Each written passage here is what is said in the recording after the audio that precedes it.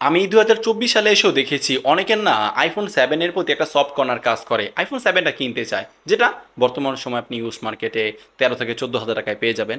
এখন আপনি কেন 13 থেকে 14 হাজার টাকা করে এই ফোনটাই পারচেস করবেন? এই ফোনটার কোন দিকে কতটুকু ভ্যালু আছে যার জন্য অন্যান্য ফোন স্কিপ করে মূলত আমরা এই ফোনটাই পারচেস করব? দেখেন, আপনি এই বাজেটে আপনি যদি অ্যান্ড্রয়েডের মধ্যে যান, আপনি সনির বেশ কয়েকটা মডেল পাবেন, আপনি পিক্সেলের বেশ কয়েকটা মডেল পাবেন। ইভেনচুয়ালি আইফোনের মধ্যে কিন্তু আইফোন 6s প্লাস পাওয়া যাচ্ছে, অথবা আছে আবার কিছু টাকা বাড়লে তো আপনি আইফোন 7 প্লাসটাও পেয়ে যাচ্ছেন। এখন ওই ফোনগুলি স্কিপ করে এই ফোনটা আমরা কেনই নিব? হ্যাঁ, সেটার কিছুটা উত্তর দেওয়ার চেষ্টা করব আজকের এই ভিডিওতে। এবং 2024 সালে এসে এই ফোনটা ইউজ করার মতো আমরা কেমন ইউজার এক্সপিরিয়েন্স পেলাম, 14 হাজার কি 13 হাজার টাকা দিয়ে কি আমি পার্সোনালি আমার ইউজার এক্সপিরিয়েন্স থেকে এটা আপনি সাজেশন করবো কিনা, বা যদি করিও এইটা আপনার ডিমান্ডগুলো পূরণ করতে পারবে, বা কোন দিক থেকে এইটা আপনাকে সম্পূর্ণ হতাশ করতে পারবে, সমস্ত কিছুই জানবেন আজকের এই ভিডিওতে। তাহলে চলেন শুরু করা যাক। ধন্যবাদ জানাচ্ছি সাবিব টেলিকমকে এই ফ্রেশ এবং অথেন্টিক ফোনটা আমাদেরকে পাঠিয়ে এই ভিডিও করাতে সহায়তা করার জন্য।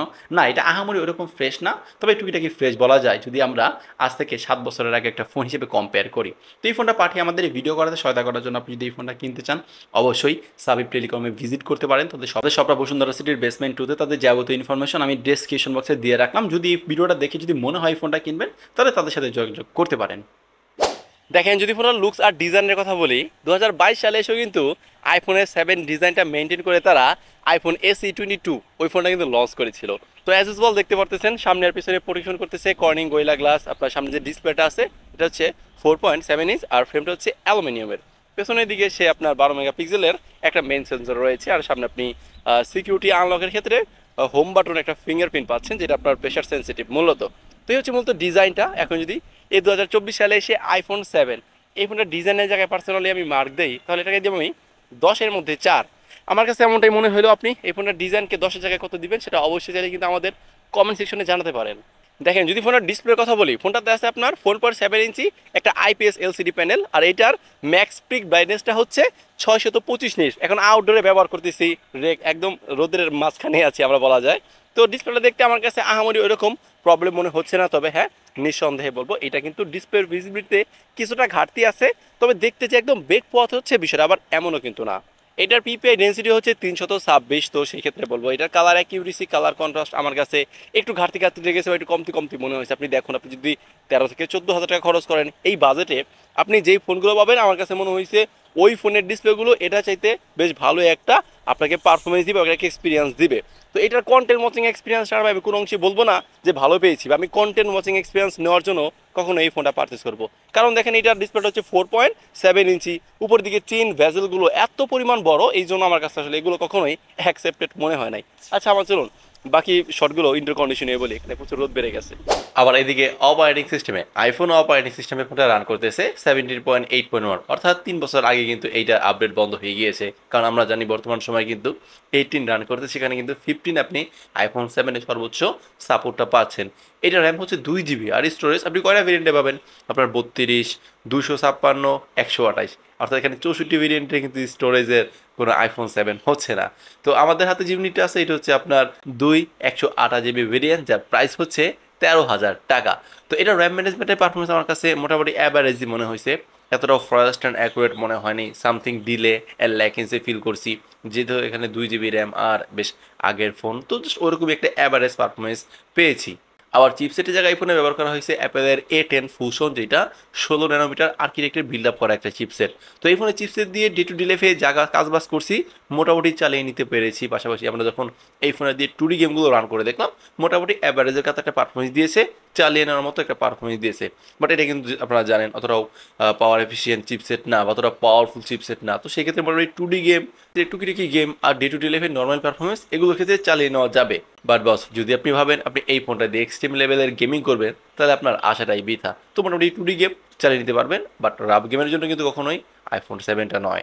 আপনি দেখতে পারবেন আইফোন 7-এর রেয়ারে কিন্তু জাস্ট একটা ক্যামেরা আছে, যেটা 12 মেগাপিক্সেলের, যার অ্যাপারচার হচ্ছে 1.8। তবে আইফোনের 7-এর ফটো কোয়ালিটি আমার কাছে বেশ ভালোই লেগেছে, বেশ র টাইপের ফুটেজই দেয়, এবং এটার কালার এক্সপোজ এবং কালার ব্যালেন্সটা আমার কাছে বেশ ভালোই লেগেছে।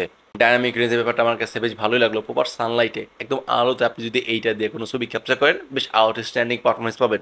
বলা যায় যদি আমরা 14,000 টাকা বাজেটে বা 13,000 টাকা বাজেটে অন্যান্য ফোনের সাথে কম্পেয়ার করি, আমার কাছে মনে হবে যে এইটার ফটোটা বা এইটার ফটো কোয়ালিটি আমার কাছে কিছুটা এগিয়ে থাকবে।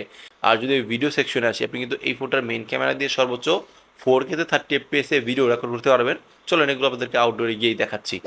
এই মুহূর্তে আমরা ভিডিও করতেছি আইফোন 7 এর একদম মেইন ক্যামেরা দিয়ে। একটা সেন্সরি এখানে আছে যেখানে 4K তে সর্বোচ্চ 30 FPS এ ভিডিও রেকর্ড করা যাচ্ছে। ভাই দেখেন ডাইনামিক রেঞ্জ ব্যাপারটা দেখেন, পিছনে যে মেঘগুলো ব্যালেন্স করতে এটা হ্যান্ডেল করতেছে, আমার কাছে বেশ ভালোই লাগলো। তো বেসিক্যালি এখানে যেহেতু আমরা একটা অথেন্টিক ফোন পাইছি, দ্যাটস ওয়াই বেশ ভালো একটা ইউজার এক্সপিরিয়েন্স পাচ্ছি। আইফোন 7 এইটা 2024 সালে এসেও যদি আপনার মনে হয় আমি একটা সেকেন্ডারি ফোন হিসেবে ইউজ করি, দেন আমার কাছে মনে হয়েছে বেশ ভালো একটা সাপোর্ট দিতেছে। পাশাপাশি ভিডিওর জায়গায় যেহেতু 4K তে 30 FPS, এটাও কিন্তু কোনো অংশে আমার দিক থেকে কম নয়, বাট 60 FPS তো ভালো। আপনি 1000 টিভিতে নিলে 60 FPS এ ভিডিও রেকর্ড করতে পারবেন। তো এই হচ্ছে মোটামুটি ফোনের ভিডিও স্যাম্পল। ভয়েস মোটামুটি এই ফোনটা দিয়ে নিচ্ছি, একদম ফোনটা দিয়ে সরাসরি ওভারঅল একটা ধারণা পেয়ে গেলেন যে আদৌ এই ফোনের ভিডিও কোয়ালিটি কেমন হয় বা ব্লগ করার জন্য কতটুকু উপযুক্ত হতে পারে। এই তো ছিল আইফোন 7 এর video sample. That's it. Video sample দেখে মোটামুটি ধারণা পেয়ে গিয়েছেন। আমার কাছে এই ফোনটার ভিডিও বেশ ভালোই লাগলো। আচ্ছা, যদি এই ফোনটার ব্যাটারির কথা বলি, হ্যাঁ, এই ফোনটাকে পাওয়ার ডেলিভারি দেওয়ার জন্য এর মধ্যে পড়ে দিছে হচ্ছে 1960 mAh এর ব্যাটারি। এখন এই 1960 mAh এর ব্যাটারি থেকে আমরা কেমন ব্যাটারি ব্যাকআপ পেলাম? আর বলি হ্যাঁ, এইটার কিন্তু ব্যাটারি হেলথ আছে আপনার 88%। এখন দেখেন ভাই, একটা অলমোস্ট 8 বছর আগের ফোন বা 7 বছর আগের ফোন 88% ব্যাটারি হেলথ কীভাবে থাকে? এটা ব্যাটারিটা চেঞ্জ করা হয়েছে। আর আমি বলে থাকি আপনার বর্তমান সময়ে আইফোন 11 সিরিজের আগের যত ফোনগুলো আছে, প্রতিটা ফোন তার ব্যাটারিগুলো বেসিক্যালি চেঞ্জই থাকে বা বুস্ট আপ করা থাকে, এরকম কারসাজি থাকে। তো আমাদের হাতে যে ইউনিটটা আছে, এটার কিন্তু ভাই ব্যাটারি চেঞ্জ হওয়ার পরও কিন্তু এটা আপনি 88% ব্যাটারি হেলথ পাচ্ছেন। তো এইটা ডে টু ডে লাইফে নর্মাল ইউজ করে আমরা কখনোই একদিনের মতো ব্যাটারি ব্যাকআপ পাই না। এটা দিনে মোটামুটি নর্মালি যদি ইউজ করেন, আপনার দিনে 3 বার চার্জ করতে হবে। তো এটা আসলে ব্যাটারি ব্যাকআপের জায়গাটা প্যারা দেয়। আর যেটা আমি বলবো যে এটার অন্যতম একটা ড্রব্যাক হতে পারে। দেখুন, আপনি যদি এই ফোনটা পারচেস করেন, কখনোই আপনি কিন্তু ডে টু লাইফে নর্মাল ইউজের জন্য একদিন ব্যাটারি ব্যাকআপ কখনোই পাবেন না। এটা অবশ্যই যদি পারচেস করেন 2 থেকে 3 বার চার্জ দেওয়ার মতো একটা মেন্টালিটি মাথায় রাখতে হবে। তো এমনটাই আমরা ইউজার এক্সপিরিয়েন্স পেয়েছি। যদি স্ক্রিন অন টাইমের কথা বলি, এটা থেকে আপনি সর্বোচ্চ 3 ঘন্টার মতো স্ক্রিন অন টাইম পেয়ে যাবেন। আর হ্যাঁ, আইফোন 7 যদি আরও কিছু বিশেষ পয়েন্ট নিয়ে কথাবার্তা বলি, দেখুন সিকিউরিটি আনলকের জায়গায় এখানে কিন্তু হোম বাটন ফিঙ্গারপ্রিন্ট আসছে, যেটা প্রেশার সেন্সিটিভ। এটা জাস্ট একবার ক্লিক করা বা টাচ করার সাথে সাথে কিন্তু জাস্ট আনলক হয়ে যাচ্ছিল। এটা মোটামুটি ফাস্ট অ্যান্ড অ্যাকুরেট ছিল। আর এই ফোনগুলো কিন্তু আইপি রেটিং হিসেবে 68 প্রোভাইড করে। তবে যেহেতু এগুলো হচ্ছে আপনার আজ থেকে 7 বছর আগের ফোন, ভাই আইপি রেটিংয়ের ধারে কাছে এগুলো নাই। তো এই ক্ষেত্রে আমি বলবো এগুলো কিন্তু ভুলও আপনারা পানির আশেপাশে নেবেন না। তো এই হচ্ছে মূলত আইফোন 7 এর ওভারলুকস, ডিজাইন, কনফিগারেশন, পারফরমেন্স। 2024 সালে এসে কেমন ইউজার এক্সপিরিয়েন্স পেলাম সেটা জানিয়েছি। এখন আমার ইউজার এক্সপিরিয়েন্স কি বলে? এই 2024 সালে এসে পার্সোনালি আমি এটা আপনাকে সাজেশন করব, নাকি অন্য কোনো ফোন সাজেস্ট করবো যেটা এটা ছিল অনেক বেটার হবে? এখন দেখেন, এই ফোনটা বেসিক্যালি না ডিরেক্ট ওইরকমভাবে সাজেশন কাউকেই করা যায় না। কারণ এটা থেকে আপনি হ্যাঁ ক্যামেরার এক্সপিরিয়েন্স মোটামুটি ভালো পাবেন। জাস্ট ক্যামেরা এক্সপিরিয়েন্স এই বাজেট সেগমেন্টে বাদ যদি বিবেচনা করি, হ্যাঁ ক্যামেরার জায়গায় এটা একটু এগিয়ে থাকছে। বাট এই সেকশন বাদে there is not a single side বা কোনো দিক আমি দেখি নাই যেটা আপনাকে পুষিয়ে দিতে পারবে এই বাজেটের মধ্যে। কারণ আপনি এটা থেকে কিন্তু এরকম ডিসপ্লে এক্সপিরিয়েন্স ভালো পাবেন না। পাশাপাশি ব্যাটারি এক্সপিরিয়েন্স কিন্তু একদম জঘন্য লেভেলেরই ছিল। পাশাপাশি এটা দেখুন, এটার আপডেটটা আজ থেকে 3 বছর আগে অফ হয়ে গিয়েছে। কারণ বর্তমানে এটি চলতেছে আপনার আইফোন অপারেটিং সিস্টেমে, এটা হচ্ছে 15-এ। তো সেই দিক থেকে কিন্তু এগুলো হচ্ছে একদম এগুলোর ব্যাকডেট। তাই বলে যে ব্যাকডেটে চলতেছে অ্যাপস রান করার ক্ষেত্রে আমরা একদম সমস্যা পাচ্ছি, বিষয়টা কিন্তু এমন না। চলতেছে টুকিটাকি। তবে আমি কেন এত আগের একটা আইফোন ইউজ করব? তবে হ্যাঁ, এটা বলা যায়, আপনি যদি এই ফোনটা ইউজ করতে চান, আপনি সেকেন্ডারি ফোন হিসেবে এটা ইউজ করতে পারেন। দেখা গেছে আপনার কাছে একটা অ্যান্ড্রয়েড আছে বা একটা বড় সড়ো আইফোন আছে, ছোটোখাটো হ্যান্ডি কম্প্যাক্ট মিনিমালিস্টিক একটা ফোন দরকার নর্মালি কথা বলার জন্য। তো যদি সেকেন্ডারি ফোন হিসেবে ফোনটা ইউজ করতে চান, তবে এই ফোনটা দেখতে পারেন। আদারওয়াইজ ভাই, এই ফোনটা আপনার প্রাইমারি ডিভাইস হিসেবে কখনোই সাপোর্ট দিতে পারবে না, কারণ এইটার ব্যাটারি এক্সপিরিয়েন্স একদম জঘন্য লেভেলেরই ছিল। আবার দেখুন, বর্তমান সময় আপনি যে ইউজড মার্কেটে যে আইফোন 7গুলো পাওয়া যায়, ওইটার ধরতে গেলে সব কিছুই না চেঞ্জ থাকে। আপনার ব্যাটারি চেঞ্জ থাকবে, ডিসপ্লে চেঞ্জ থাকবে, আপনার ব্যাক কভার, ব্যাক সেল ধরতে গেলে সব কিছু তারা আলাদা আলাদা করে নিয়ে একটা পূর্ণাঙ্গ রূপ দিছে।